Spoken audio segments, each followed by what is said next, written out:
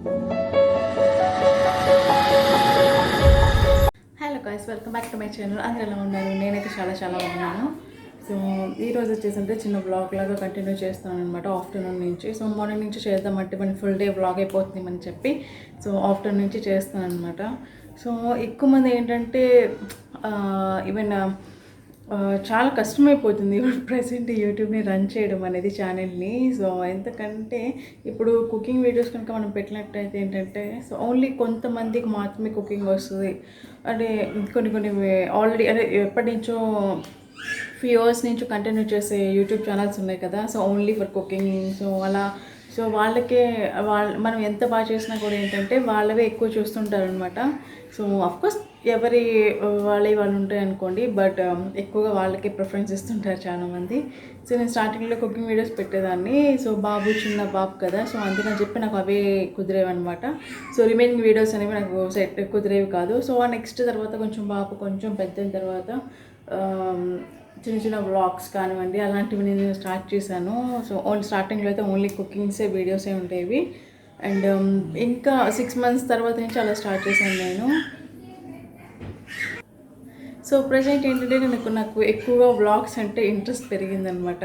So కాకపోతే రోజు vlog అనేది సో 20 months బాబు, సో మనం ఏదైనా ట్రైపాడ్ పెట్టినా కెమెరాతో షూట్ చేసినట్టే వచ్చి లాగేయడం అలా చేస్తుంటాడు. సో దానివల్ల ఏంటంటే ఫుల్ డే వ్లాగ్స్ లేదా మనం ఏం వ్లాగ్ ఇంట్రెస్టింగ్గా చేయడానికైతే కొంచెం డిఫికల్ట్ అయిపోతుంది అనమాట. సో కానీ ఎలాగైనా ఛానల్ని రన్ చేయాలనే ఇంట్రెస్ట్తో నేను ఇలా వ్లాగ్స్ చేస్తున్నాను. సో చిన్న వ్లాగ్స్ అనేవి కంటిన్యూ చేస్తూ ఉన్నాను అనమాట. సో అండ్ బిజీ లైఫ్లో అండ్ ప్రజెంట్ ఈ కరోనా వల్ల ఏంటంటే మనకి లాక్డౌన్ వచ్చింది కాబట్టి సో ఇంకా కొంచెం ఛానల్ని గ్రోత్ చేద్దామని చెప్పి వ్లాగ్స్ లాగా చేస్తున్నాను. ఓకే, పర్లేదు. రిమైనింగ్ వాటితో కంపేర్ చేసుకుంటే సో వ్లాగ్స్ అనేవి కొంచెం పర్లేదు, వ్యూస్ అనేవి బాగానే వస్తున్నాయి. But compare to other videos, so వేరే వీడియోస్తో కంపేర్ చేసుకుంటే వ్లాగ్స్ వీడియోస్కి కొంచెం బాగానే వస్తున్నాయి అనిపిస్తుంది. అండ్ వ్లాగ్స్ తీయడానికి కూడా నాకు కొంచెం ఇంట్రెస్ట్ ఉంటుంది. మీకు ఆల్రెడీ స్టార్టింగ్ నుంచి చెప్పాను, లైవ్కి వచ్చినప్పుడు అప్పుడు కొంతమంది వ్లాగ్స్ తీయచ్చు కదా అనుకున్నప్పుడు అప్పుడు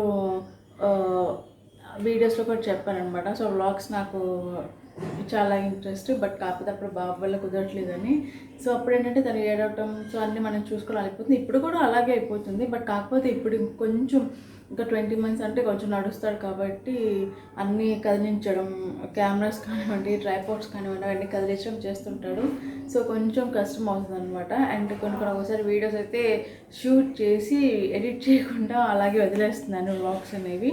బట్ కంటిన్యూస్గా వ్లాగ్స్ అనేవి కూడా ఇంట్రెస్ట్గా చూస్తారా లేదా అదొక డౌట్ ఉంటుంది నాకు. సో అందుకే టాపిక్స్ అనేవి చేంజ్ చేయాలనుకుంటాను. సో బ్యూటీ టిప్స్ కానివ్వండి, ఎక్కువ హెల్త్ టిప్స్ అనేవి చాలా తక్కువ వీడియోస్ చేశాను నేను, 1 or 2 వీడియోస్ చేశాను మొత్తం మీద ఉంటే. సో బ్యూటీ టిప్స్ కానివ్వండి, వ్లాగ్స్ అండ్ కుకింగ్ వీడియోస్ నాకు ఎక్కువ ఉంటాయి. సో కుకింగ్ వీడియోస్ కూడా నేను చిన్న కూరలు అలాంటివి ఏం చేయను, ఇంట్రెస్ట్గా అలా అలా చేయను. సో కొంచెం స్నాక్స్ ఐటమ్ మాత్రమే ఇంట్రెస్ట్గా చేసేదాన్ని. సో నాకు కూడా అవి ఇంట్రెస్ట్ అనమాట. సో అందుకని స్నాక్ ఐటమ్స్ మాత్రమే చేసేదాన్ని. ఇప్పుడు కూడా కొంచెం అలాగే. ఈరోజు వచ్చేసి KFC చికెన్ ట్రై చేశాను. ఒకసారి అది మీరు వ్లాగ్ అనేది కంటిన్యూ అవుతుంది, చూడండి.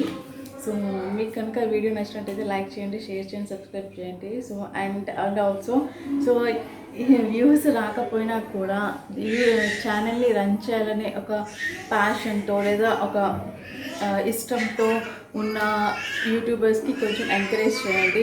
అంటే నచ్చితే లైక్ చేయండి, షేర్ చేయండి, సబ్స్క్రైబ్ చేయండి. బట్ కాకపోతే నాకు బాగుందా లేదని మనకు తెలియాలంటే ఒకసారి జస్ట్ మన వ్యూ అనేది వాళ్ళకి అట్లీస్ట్ మా లాంటి వాళ్ళకి పడాలి కాబట్టి సో ఒకసారి చూడండి.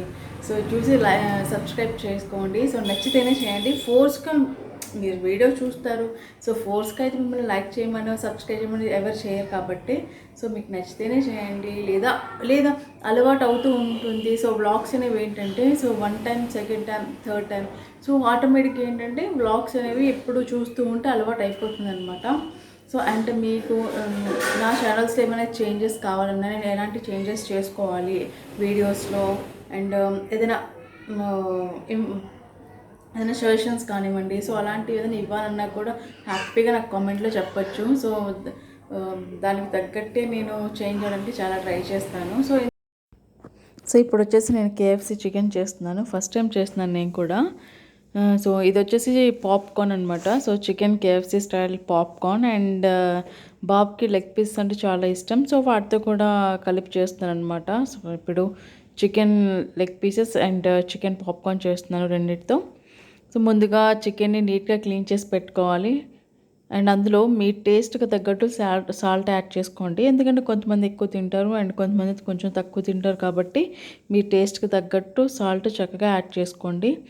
సో ఇప్పుడు చెప్పే మెజర్మెంట్స్‌ని అలాగే ఫాలో అవ్వండి. చాలా బాగా వస్తాయన్నమాట. అండ్ ఇందులో ఒక 1 స్పూన్ కారం అండ్ 1 స్పూన్ వచ్చేసి పెప్పర్, బ్లాక్ పెప్పర్ పౌడర్ ఉంటుంది కదా, మిరియాల పొడి అంటాం కదా, సో అదనమాట. సో అందులో అది 1 స్పూన్ వేసుకున్నాం. అండ్ 1 స్పూన్ వచ్చేసి అల్లం వెల్లుల్లి పేస్ట్, జింజర్ గార్లిక్ పేస్ట్ అంటాం కదా, సో అదనమాట. ఇంకా ఒక 1 స్పూన్ వచ్చేసి ధనియా పౌడర్ వేసుకోవాలి. సో ధనియా పౌడర్ అండి, గరం మసాలా ఏం కాదు, ధనియా పౌడర్. అండ్ ఇది వచ్చేసి వెనిగర్. సో ఎక్కువ మంది ఇంట్లో వెనిగర్ ఉండదు కాబట్టి వెనిగర్ ప్లేస్లో మీరు నిమ్మకాయ రసం కూడా వేసుకోవచ్చు. ఒక 2 or 3 స్పూన్స్ నిమ్మరసం వేసుకొని చక్కగా, అంటే ఇప్పుడు నా దగ్గర వెనిగర్ ఉంది కాబట్టి వెనిగర్ వేసాను. వెనిగర్ లేని వాళ్ళు చక్కగా నిమ్మరసం వేసుకోవచ్చు. సో దీనివల్ల ఏంటంటే అది మంచి టేస్ట్ ఇస్తుంది అండ్ పీసెస్ జ్యూసీగా ఉండేలా చేస్తుందనమాట. అందుకని ఇది నిమ్మరసం లేదా వెనిగర్ యాడ్ చేస్తాం. సో వెనిగర్ లేని వాళ్ళు నిమ్మరసం యాడ్ చేసుకోవచ్చు. సో ఇలాగా మూత పెట్టుకోవాలండి. ఇక్కడ పెట్టేసుకున్నాను పక్కన. ఇది వచ్చేసి నేను చికెన్ కర్రీ చేస్తున్నాను లంచ్లోకి. అది జస్ట్ ఒక క్లిప్లా చూపించాను అంతే.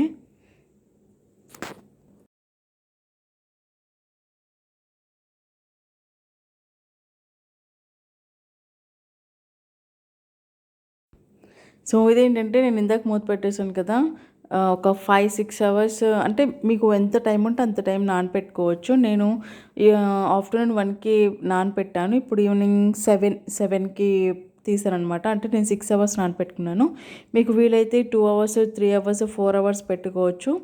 సో అది రెడీ అయిపోయిన తర్వాత మనం దీన్ని పీసెస్ని డిప్ చేయడానికి కావాల్సిన ఇంగ్రీడియంట్స్ చూద్దాం. ఒక 1/2 కప్ వచ్చేసి మైదా పిండి. మీరు మీ మెజర్మెంట్స్ ఎలా అయినా తీసుకోండి. సో ఒక 1/2 కప్ వచ్చేసి మైదా పిండి తీసుకోవాలి, లేదా 1 కప్ మైదా పిండి, 1/2 కప్ కార్న్ఫ్లోర్. సో నేను ఓన్లీ మెజర్మెంట్స్ కప్స్ కదండి అవి, అందులో వాటి మెజర్మెంట్స్ ప్రకారం చెప్పాను. 1/2 కప్ మైదా తీసుకున్నాను. అందులో 1/2 అంటే పావు కాబట్టి 1/2 కప్ కార్న్ఫ్లోర్ తీసుకున్నాను. సో చక్కగా ఇప్పుడు ఇలాగే తీసుకోవాలండి. మైదా ఎంతైతే తీసుకుంటామో అందులో 1/2 కార్న్ఫ్లోర్ తీసుకోవాలి. కొంచెం సాల్ట్, సో ఎక్కువ వేసుకోవద్దు, కొంచెం వేసుకోండి. కొంచెం ఒక 1/2 స్పూన్ అలా వేసుకోండి సాల్ట్. అండ్ 1/2 స్పూన్ వచ్చి పెప్పర్, బ్లాక్ పెప్పర్, నల్ల మిరియాల పొడి. అండ్ కొంచెం కారం, ఒక 1/2 స్పూన్ కారం వేసుకోండి. ఎందుకంటే ఆల్రెడీ మనం పీసెస్ని నానపెట్టేటప్పుడు వేసాం కాబట్టి. అండ్ ఇందులో కొంచెం బేకింగ్ పౌడర్ కూడా వేసుకోవాలండి. ఒక 1/2 స్పూను బేకింగ్ పౌడర్ వేసుకోవాలి. బేకింగ్ పౌడర్ లేకపోతే బేకింగ్ సోడా కూడా వేసుకోవచ్చు. సో వేసేసి చక్కగా మొత్తం కలిపి పెట్టేసుకోవాలి.